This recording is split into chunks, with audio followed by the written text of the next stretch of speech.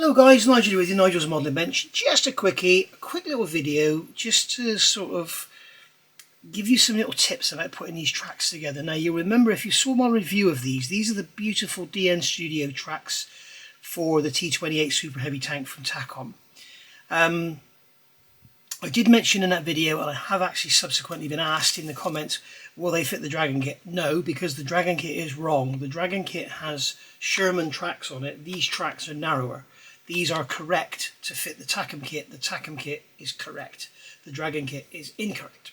So basically we've got a set of track links. They're all 3D printed. Here you can see there's a little sample of 10 links put together. So you've got a center connector, which is the horn, and then you've got the end connectors going on.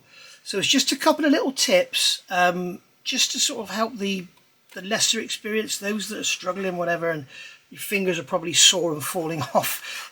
It's just a couple of tips to help you through. You can see I've already made 3.5 links, or 3.5 tracks. I've just got half of one to go. It is quite time consuming, but it is a lot faster than the plastic kit parts, and it's a lot easier to get them working. But there are a couple of things to watch out for. Now the first problem I had with doing these was when you put these together, you have to put on this little horn, which is also a central link, so it clips together. And what I found was, if I, excuse my fingernails guys, they're dirty from doing my feet and I bite them, which is disgusting. The first problem I found was if I just tried to push them directly on, I would quite often, instead of it sort of snapping over the pin like that, it would kind of impale on itself like this. So you end up damaging a lot of these, but we've got lots of spares, so that's good. And what I've found is the best way to do it is you've got this, it's so tiny, you've got this, as it is now, you've got this upper, the camera will focus, come on camera, focus, there you go, you've got this upper bit here. What I'm doing is kind of hooking that over the pin. So instead of sort of just sliding it over, I'm kind of hooking it over, if you like. So what I'm doing is holding this, hold the track with the chevrons facing you, and then just hook that over the top and push it on. And it doesn't break. If you try and just push them straight on, I found they sort of broke a lot easier. And then when it comes to fitting the next link, if you put your finger underneath it like that to stop it going back, you can do the same again. You can kind of hook this one up and under and push it in, just like that. Okay, so there's no damage to that link whatsoever, or the horn should I say. Now what I'm going to do here is 5 links just to show you how I'm doing it. So I'm hooking it over the top, push it back, put my finger behind it, hook this underneath. So sort of, rather than just pushing it on, I'm pushing it up and on. And they are fairly tight, okay? But as I say, you have got plenty of spares. I've got a bag of spares here, and you can see there's quite a few spares in there. So don't worry too much about the breakages. What you need to be careful of is those, the side connectors. And that's where this video really comes in. It's a tip on how to save those. So hook that under there, and then come along with this one and hook it under there and push it up and on. Now this one's fairly tight. This one might actually break. You tend to get a feeling for it when they just really don't want to go. You can imagine you've got a machine over there in South Wales pumping out thousands of these tiny little parts. You are bound to get a spread in. Yeah, that one's broken. Okay, so I'm kind of glad that happened in a way, but you can see that's how easy it is to break them. But don't worry, we've got plenty of spares.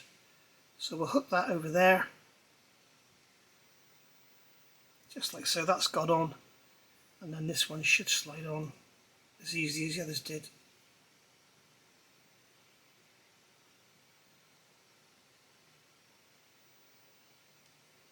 That really doesn't want to go on. Maybe we'll try a different link.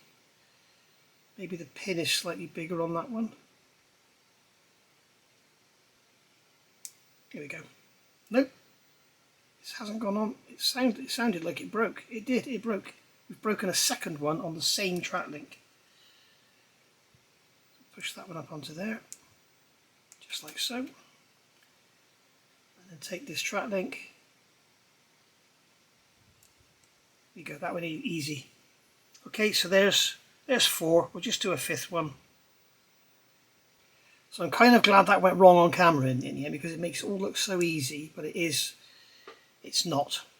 And the other thing I would do is spread this out through your build, because otherwise if you just go for doing the 400 track links, you're going to end up with really sore fingers, because all these parts are very well produced and they have nice sharp edges. So now when it comes to fitting these outer pieces, I've discovered, this is why I've used up quite a few of these, the spares of these end connectors. Okay, now the first thing to notice with these, they have 2 different sides.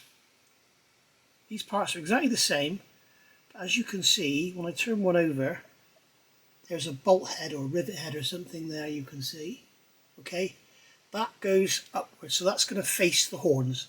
So basically it's going to be assembled like that, with the bolt head or the pin head, whatever, is facing upwards as you're looking at it now. So you have to make sure you get them the right way up. There is no left and right, they just go on either side. But one of the problems I found, if I show you this now, I'm going to put this in with my fingers. It's very difficult for you to see what I'm doing because it's all so tiny. But that bolt head's going to face up. So I'm going to put this pin in here, and as you can see, I can plop that pin in there and I can slide it forward with gentle finger pressure.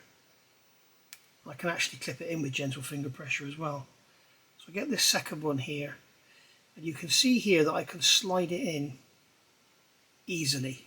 Okay, so it's slid in and it's about 3/4 of a millimetre to snap in. But if you get one like this, and I've had quite a few, and you can see that pin will not go in that hole easily. Okay? Alright, now first thing to do is grab another link and try it in there, and it goes in there easily, so we know it's the pad, not the pin. So if we force that in there, the link won't flex like these do. If we force it in, it won't flex, and you'll have a tight spot in your tracks. And then what you have to do is break it out to get this link out so that you can replace it. As I say, we've got plenty of spares. Now the problem with doing that is when you break, let me just push that together a minute. When I go to break, if this one here was tight, when I go to break that one out of there, I'm probably going to break this one off as well, which means I'll probably break that one off. If I break that one off, the pin's going to be stuck in there, so that's 2 tracks I've got to now replace. So I've got to take this one off. You see where I'm going with this? So you end up breaking these parts, these parts here, these connectors, and now I've got no spares, and I may have to get in touch with Dorota at DN, Dorota Nowak, or Novak, I'm not sure how she pronounces that. I think W in Polish is V, isn't it? So yeah, I'll probably have to get in touch with her, see if I can get a few of these spares sent. But it's my fault, I broke them. I'll happily pay for them. The other thing you can do is take a 1mm drill, okay, and drill it out. Now if you really want to do it as well, what you could do is go through all your links with your 1mm drill and use the blank end and just check it goes in. But really life's too short. You can see with this one, it's sticking in there, it's not going in. So what you can do is just, with the drill, don't push it all the way in, just take the top out, and then that pin will go in there just like it does on the others. It's still a bit tight, but it works. If I were you, I'd put the link to one side and forget about it, and then get a spare. Okay, I'm going to use a spare here. There's 5 there, so I want rows of 10. So there's a spare one there. Okay, so I've got 5 there, 5 there. I make them up in rows of 10, and then you know when you've got 10, that's 100 links. So there we go. So that's the biggest tip in all of this. The other thing is when it comes to putting these pins in, I've been doing it on the bench with tweezers like this. Okay, so make sure this is the right way up. And then just get your tweezers, hold that and push it in there like that. And for some reason that one has gone all the way in. It looks like it's a second hand. It's been used before, that's why it's tight. So I'll take another one here and I'll push that in there. And rather than do it up in the air and push it together and damage breaking it and everything, risk breaking. I've got 2 metal blocks here. Okay, and what I do is just come along and go 1, 2. You can see they clip in beautifully, nothing gets damaged, and then we go and repeat the same for the other side. I'm wondering if this one is going to go in. I need to spare all of these I can, because I counted them out and I think I'm going to be about 3 short, which is a real shame, and it's because I've broken so many.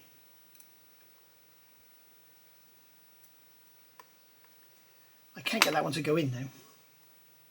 The tweezers is not the easiest option, I can assure you.